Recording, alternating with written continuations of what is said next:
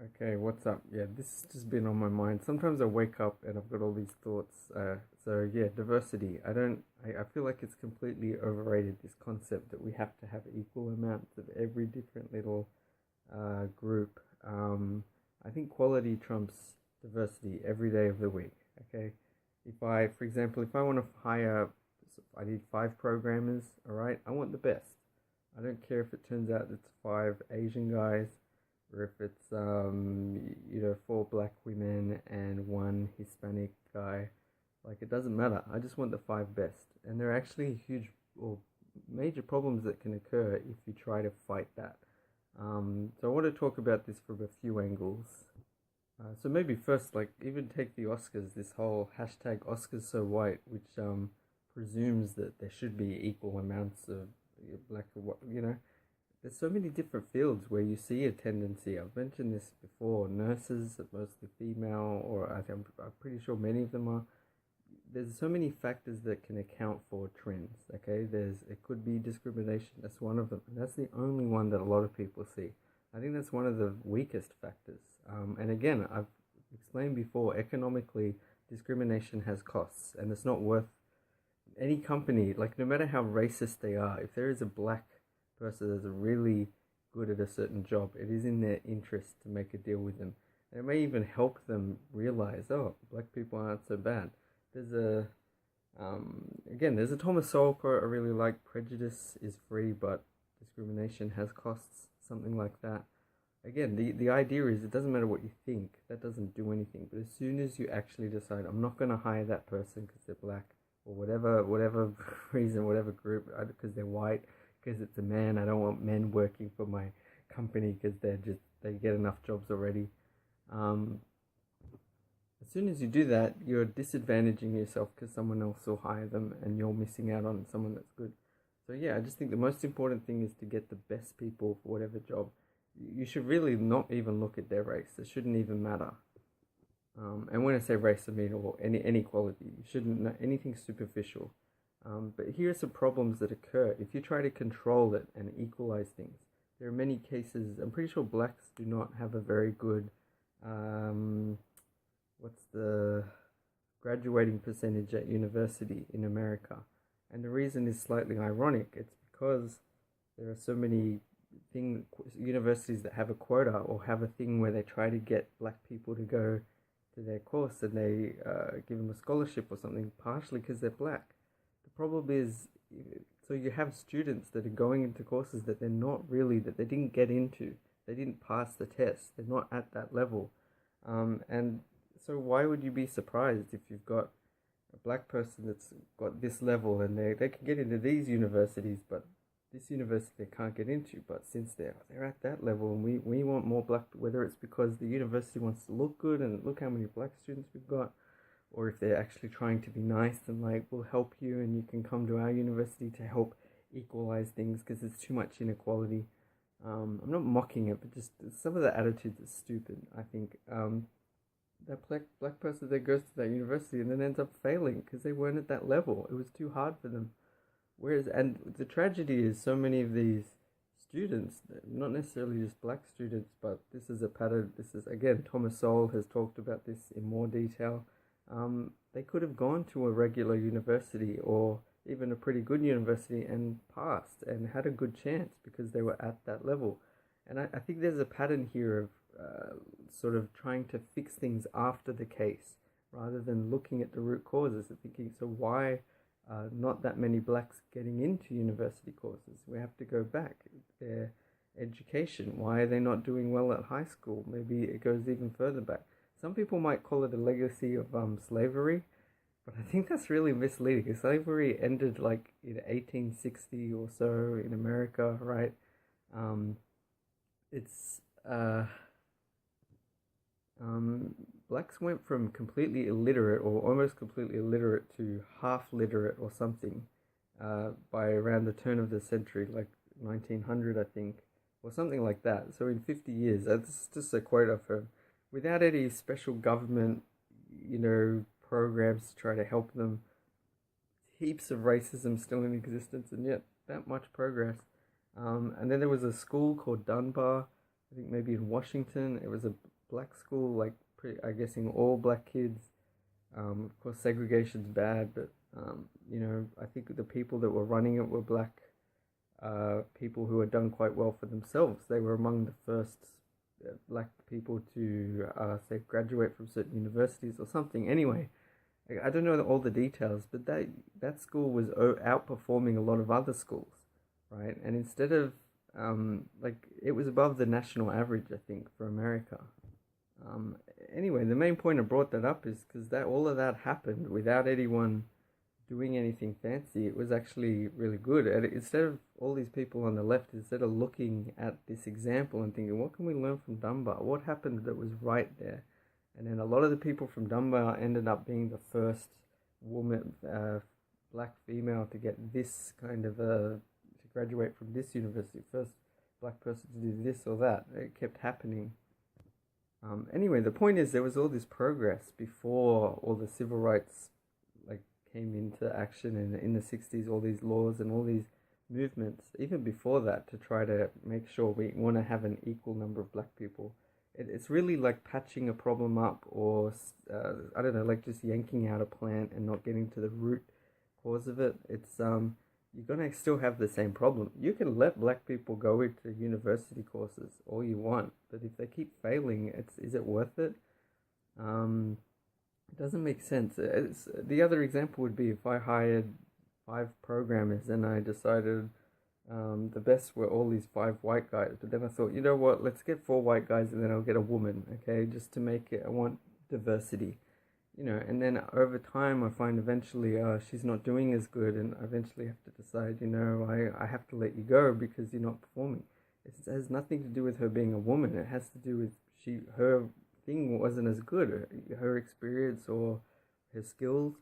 That's the thing. We're not judging people. Companies don't want to judge people. They just want the best. They want to make money. And in theory, education should actually be similar. They should just want the smartest kids, or they should want the kids that are most suited to whatever they're trying to teach. I actually think specialized schools would be really good from a young age.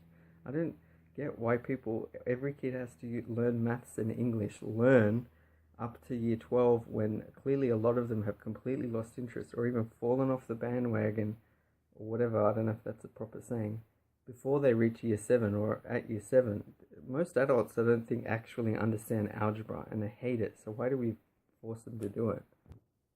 Anyway, and then let's say I've hired this woman, she didn't do as good, I have to let her go, and then I might be in an awkward situation. There might be laws saying, she might say, well, you're firing me because I'm a woman, I'm the only woman and you fired me, and it might be like, well, no, it's because you didn't do as good. And then I'm just saying that's an example, right? If you have to make decisions based on we want to have diversity, and then anytime you try to fire someone because they're just not doing their job, you also get in trouble because of discrimination. It creates so many problems. And again, there's a misconception. Why would you expect everyone to perform at the same level? There are general patterns and trends, and I think they're really true. I had a few analogies I was thinking of. Like, for example, I think a lot of people see in black and white, and a lot of people seem to see it as everyone's equal. And then you've got other people that see it as, no, these people are better at this than these people. And it's not one or the other. You have, I think, broad patterns and then exceptions. I like to think of it as like a painting, right? Not that I've done much painting, but I have done face painting, and it works like this. You do broad strokes. You do the white, rough shape. You do a bit of pink here, a bit of blue. And then after that, you start doing the outline, and you add little details like whiskers or a nose, whatever it is. In a painting, I was visualizing you might have green sort of fields, sky is mostly blue, a yellow sun, a white house, a white fence. Those are the main colors, and you might do that first, the rough shape, and then you start adding details. The house might have a little bit of blue on it. The grass might have a little bit of yellow. There might be a bit of white in the sky for clouds, or a bit of red if it's a sunset or whatever. But most of the areas have a overall color, an overall pattern, and then little details. Even I thought of lots of examples like this.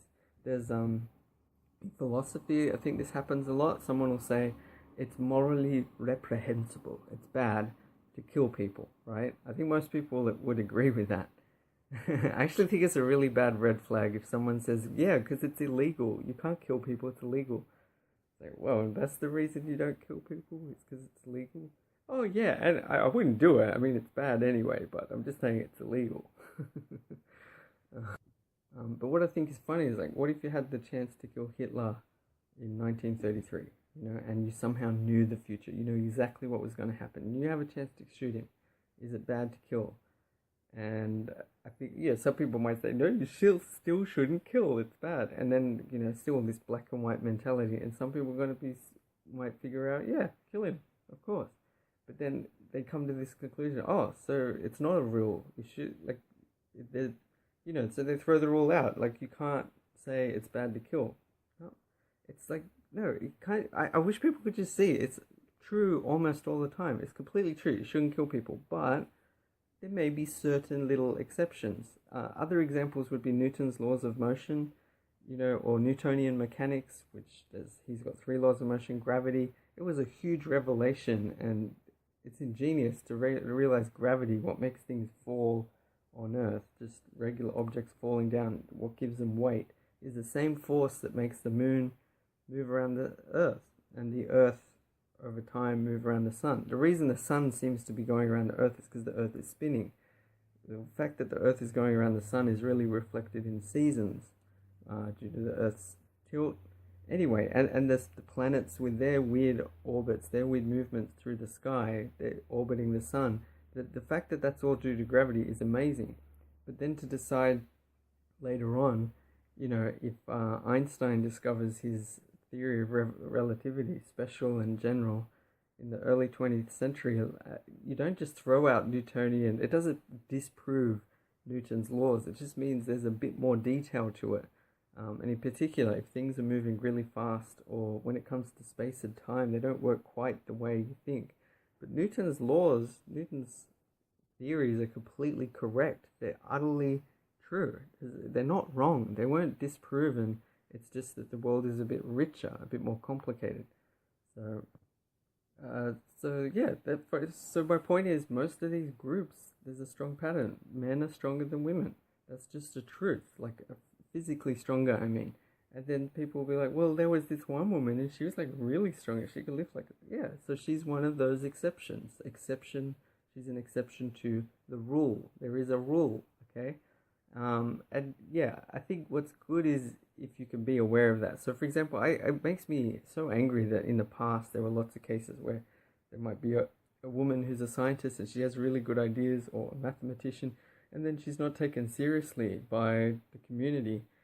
Like, I sort of think there's different parts to it. If men originally laughed at her, I don't think that's actually that bad. Anything that's surprising at first, you can be like, what?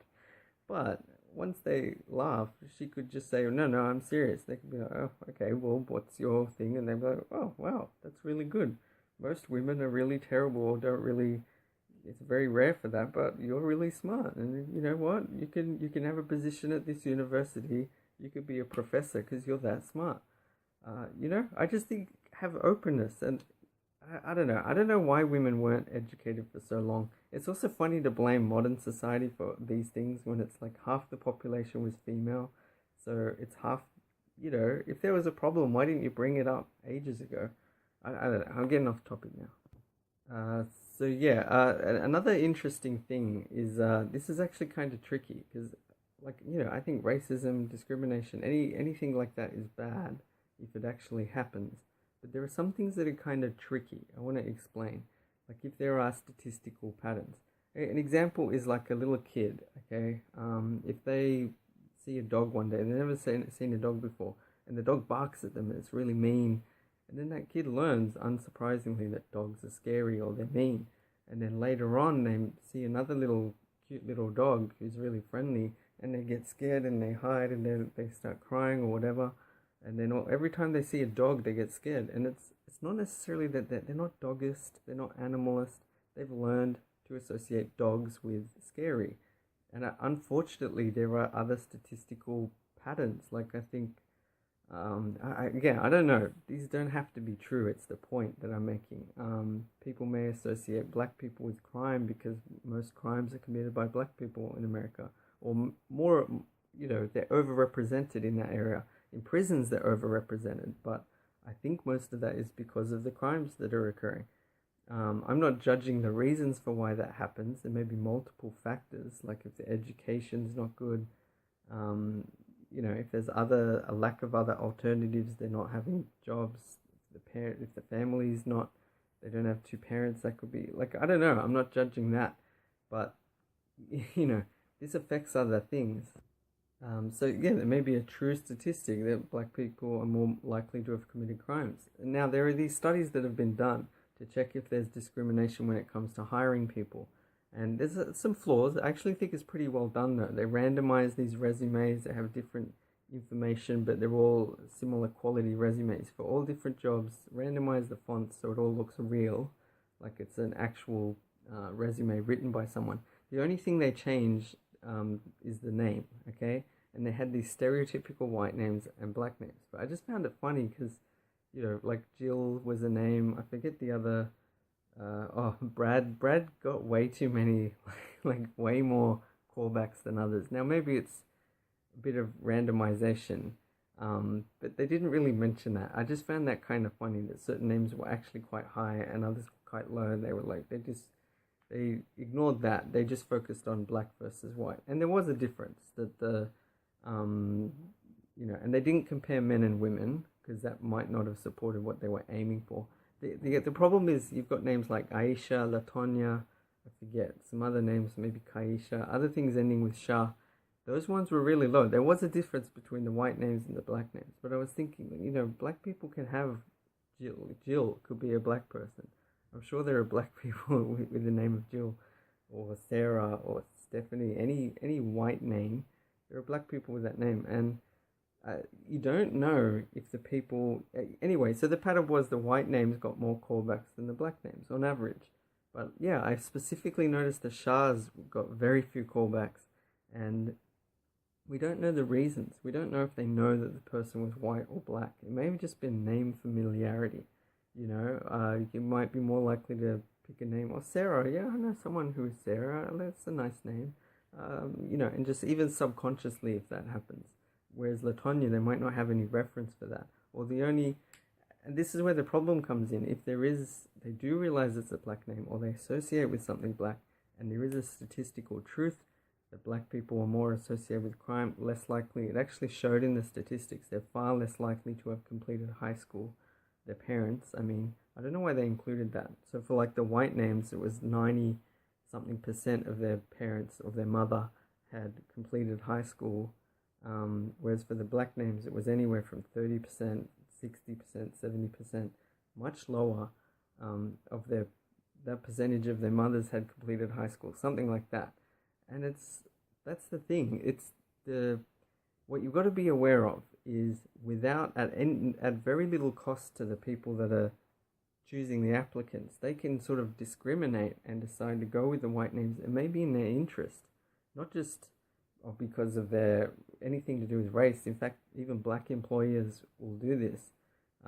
It's been shown, I'm pretty sure. Thomas Sowell has talked about this as well in one of his books. But the idea is because of an existing statistic, they can sort of go with their chances and prefer the white people because they're more likely to do a good job based on past statistics. So it's kind of like, a circular thing. It's not that these people, that society is racist and is picking white people out of black people and preventing black people from getting jobs. It's that there's a pre-existing pattern of black people committing crimes or not doing as good in jobs for whatever reason. And then that's getting reflected in the choices when, based on a lack of any other information, people do that. It's a bit like racial stereotype profiling. Like if there's an image that most terrorists are sort of Middle Eastern background, right? It doesn't mean that you're racist necessarily. If it maybe the safest thing is to if you're randomly picking people at the airport to pick the Middle Eastern. I just want people to realize it's something to be aware of. If there's an existing statistic, I actually looked up statistics. It was like 42% between 1980 and 2005. All terrorist attacks in the US, 42% were committed by Latinos, and 24% by extremist leftists or something like that. Very small, about 5% each of communists, extreme Jewish, extreme Muslim. Not that, again, I'm not looking for like a strict rule, but if there are patterns, just like that kid that got attacked by a dog, they've learned dogs are scary. If society has learned the rule that, okay, in this case, Latinos are committing terrorist acts, then it makes sense if there's a terrorist threat that if you target the Latinos, you're actually increasing your chances of finding the culprit. Unfortunately, because of the statistics, I'm just saying that cause and effect, you've got to realize the way it's working there. And I guess the point of this is to sort of realize there's a difference between, again, racism or discrimination is like a rule, like I'm not hiring any blacks, you'll lose money if you do that, or if people are just deciding, not like restricting people, I think that's bad. No women can be a scientist or a mathematician, that's bad, that's stupid. But the fact that there are patterns and that it can actually be efficient in some cases to, as a rule of thumb, just, check the Latinos because they might be the terrorist, or based on that arbitrary statistic, or hesitate in hiring black people because they're associated with crime, or if police are pulling over more black people, like, that's the thing. If they're accurate, like, you can't really complain. And look, it makes me feel bad. I don't like the fact that, if racial profiling is going on, but just to understand that it's subtly different from actual discrimination. It's kind of a different kind, I think. And the other thing, the main point that I'm trying to make is diversity is overrated. Like, when it comes to an organization, you don't need to have one each of different color skins. What's really funny that Thomas Sowell points out is that there's a diversity of like skin color or race or ethnicity at a lot of these places and academic institutions, but there's a complete lack of diversity of opinion, of ideology. For example, there was a black woman that he knew, he gave an example, who really struggled to get jobs at various academic institutions because she didn't go along, she didn't have the same strong point of view, that they wanted her to have. She wasn't someone who was really impassioned about, affirmative action and, racism and diversity and all this stuff. I don't know the details, but that's the thing. If you're a black person and you're not supportive of your black rights, or you're a woman and you're not extreme feminist, then these places won't get, they want this diversity, but anyone that has a different opinion, there was another Thomas Sowell quote, if they talk about diversity, ask them how many Republicans in their sociology department. I don't know if I even fully understand that, but I think the implication being there'll be no Republicans in their sociology department. So they have a complete diversity of people, different colors, but almost the same ideology with everyone, and you have to fit into that way of thinking. Having said that, though, I actually think diversity of opinion is also overrated. I think, maybe because I'm a mathematician, I tend to think of things have answers, things you can work things out and figure it out. And I always found like doing group work in maths was stupid. I would get the answer and the others would just be starting to think about it, and I'd be like, I've already figured it out. It's like I gain nothing from being in a group. The best thing I can do is try to help them, teach them, or explain, or lead them on. But if you figured it out, you figured it out. And I think a lot of any debate, either it's based on completely subjective opinion, in which case there's not that much point debating, you're just discussing, I liked this, I liked that, okay, I like the movie, you don't like the movie, fine. Or there's an answer, and if there's an answer, then there's a way to get to it. And either there's an answer or there's not, and if there's a way to get to it, then you follow logic, and you don't need a diversity of opinions to get to that answer. I still think it's good to hear different opinions, but I think diversity is overrated. I prefer high quality opinions. That's what I realized reading or listening to Thomas Sowell's books and reading his articles. I think he explains things on a high level. He's done a lot of research and he presents both sides. You don't need someone else's point of view to counter-argue. He counter-argues within his own things and reaches conclusions, and it helps you understand why he reaches those conclusions. Again, I'm not saying it's perfect. I think it's good to look at other points of view. But I just think this whole diversity thing is overrated. Oh yeah, and just one other thing, like with equality, this word, I don't maybe again, because I'm a mathematician, I don't get equality. I don't get what that means. Like they're not, people, not everyone's equal. Men and women are not equal. They're not the same. They're not the exact same. I don't think there's much difference, but there are obvious physical differences and there may be other differences. That's the thing. It's actually really interesting to try to find out what are some of the cultural differences, physical, even again, if there are different statistical results, racism or discrimination or whatever is one possible cause. Genetics is another possible thing. I don't think, again, it's not black and white. It's not all or nothing. These are trends. I think genetics might play some role. Obviously, with men and women, that plays an important role. I think most people biologically, males and females could have babies. I don't think any man has ever had a baby. Maybe once or twice. Like, that would be pretty crazy, you know? I've also heard other interesting statistics like that. Possibly men are better with, like, IQ-wise, men and women are pretty similar. I'm pretty sure men may have slightly larger brains physically, but I don't know if that really counts for anything. It might be the same number of neurons, but what's annoying is people freak out. Like, you can't say that. That's so offensive. That's so...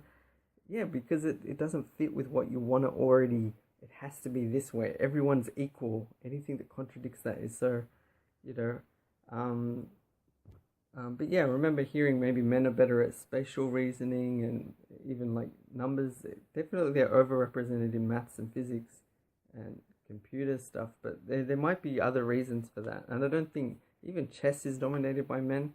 I think it's a tricky thing though. You don't want to just you don't want to discourage women, but if there's a pattern, and if some guys are jerks, that's annoying, but there's probably what about Billy Elliot? He wanted to be a dancer, and then everyone makes fun of him, both men and women. That's the thing. I think it's a society thing that we just stop making things black and white, but also don't be afraid to see that there's a pattern. There's a strong pattern. Men are better at this, women are better at that. And yeah, so with IQ, men were better at spatial stuff on average. Again, there can be exceptions. Maybe it's not true. Women were better with like the gossip, with with like remembering a story or following a story and keeping track of names. I know if any woman tells a story, it's going to be like, so I was talking to Stephen, Steve, it was Vanessa's ex-boyfriend's brother, right? And he was over at that, that place next to I can't even do it, but it becomes impossible to follow. Whereas a guy isn't going to talk about that kind of stuff much. Anyway, so this other day, right, there's this guy, more likely to describe something that physically happened or something, there was some point to it, Whereas I get the impression with female stories, it's often like this connected to this and all these different things intertwined and connected and all these emotions. It becomes impossible for a guy to follow. That's really interesting if there's an actual pattern of that. Again, there may be exceptions, but... the other thing I also came to mind, this Kurt Vonnegut short story. I forget what it was called, but it's this futuristic society where everyone's equal. Anyone that's strong has to wear weights. Anyone that's smart might have to wear a thing in their brain to disable their thoughts. Or if you've got really good sight, you might have to wear something that means you can't see as well. And it really does seem to be this philosophy of anyone that's good at something must have stolen it from us, and we have to bring them back down. It's a zero-sum game, according to them. If someone's become rich, they've done it by exploiting people on the other side of the world that haven't been doing anything. It's always through exploitation. Never mind the fact that the workers they're exploiting are also gaining. They wouldn't do it unless they were gaining something from the exchange. I heard Noam Chomsky talk about, America and other countries became rich through slavery and exploiting people. And it's like, well, slavery has been really common throughout the world. So why is Africa not one of the richest places right now? Maybe certain parts of it are, but, like in North Africa, I think enslaved more Europeans than the total number of blacks enslaved in America. It doesn't hold up. And, Switzerland and... Singapore, even Japan, I think for the most part had huge economic growth at various stages without having slaves at all. In fact, often being, uh, just by trading with lots of people. The reason I brought up those countries is I'm pretty sure they have very few resources of their own. That's why it's so ironic. Russia has some of the most abundant natural resources of any country and didn't make very good progress. And then you've got Switzerland and Japan in the middle of nowhere with no, like, relatively very few resources of their own. And then they grow so fast, and you think, well, why? Oh, they must be exploiting other people. It must be slavery that made America rich. Whereas Brazil also had slavery, I think, around the same period. And the places where slavery occurred ended up poorer than the other parts. So yeah, sorry, I'm rambling a bit. Even twins are not equal. This is just another thing. Like I don't get what equality means. It just seems to be assumed. There's no like everyone's too shy to actually investigate patterns and see what's the case. It's again this I hate this whole black and white. Like, can't you see a pattern, a trend, but be aware there may be exceptions and understand how they work? Like, I don't know. One other example I thought of, I'll try to end this soon, was there might be say a study or a survey or whatever, some thing, and they might find 52% of males, whatever, and 49% of females, the same thing, right? And then I just know the conclusion will be men, whatever, more than women. Like, men do this more than women, and that'll be the conclusion. People be like, I told you, see, I knew men were more something than women, right? It's just a made up example, but what anyone should learn from this is 52% and 49%, such a small percentage. If anything, is the conclusion is that men and women pretty much have the same opinion on this thing, whatever it might be.